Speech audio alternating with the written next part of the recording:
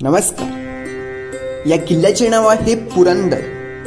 पूज्य मराठा राजा छत्रपती संभाजीराजे यांचे जन्मस्थान म्हणजेच पुरंदर, ज्याने बलाढ्य मुघल सैन्याविरुद्ध किल्ल्याचे रक्षण करिता आपल्या प्राणाची आहुती दिली, असे मुरारबाजी देशपांडे यांच्यासह इतर अनेक उल्लेखनीय ऐतिहासिक व्यक्तींशीही हा किल्ला जोडला आहे।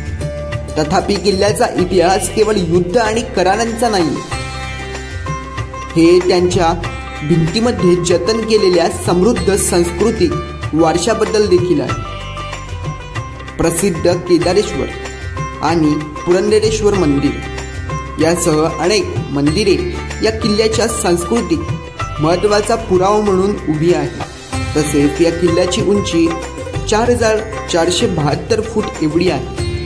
जय शिव।